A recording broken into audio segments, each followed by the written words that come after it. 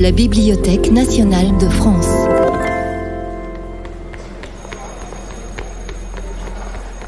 Le théâtre est un art du vivant, et il trouve son essence sur scène. Les acteurs bougent et parlent. On pourrait donc croire qu'il faut ses yeux et ses oreilles pour comprendre un spectacle.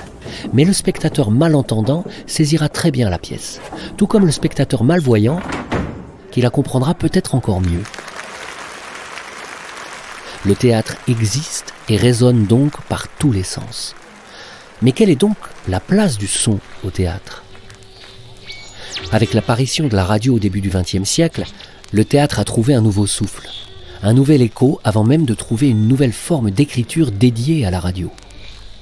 Et la radio, c'est son principe, se repose sur l'ouïe comme unique sens, comme l'illustration parfaite que le théâtre peut exister, non pas sans la scène, mais uniquement par le son. De leur propre aveu, les chercheurs spécialisés sur les questions du théâtre ont toujours tenu les écrits comme référence pour étudier le passé. Alors que le son seul, et c'est certain, révèle autre chose du théâtre. C'est ce qui se joue entre les phrases, ce qui est suggéré entre les mots. Et depuis l'apparition de l'enregistrement, le son seul, l'archive sonore, c'est aussi un lien direct avec le passé. Entendre le théâtre est une série de 7 épisodes qui réunit 7 chercheurs. Et vous allez l'entendre, 7 champs d'expertise assez différents.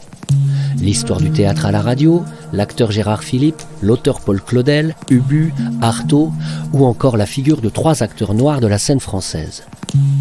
Les chercheurs se proposent donc d'explorer ou de réexplorer leur domaine d'expertise avec le son et l'oralité comme prisme d'analyse.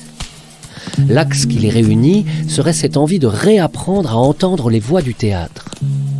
Ce théâtre du XXe siècle, dont on connaît bien les textes et les images, mais que l'on a finalement peu écouté. Vous venez d'écouter un podcast de la Bibliothèque nationale de France. Retrouvez les conférences, rencontres et créations de la BNF sur toutes les plateformes de podcast ainsi que sur le site bnf.fr.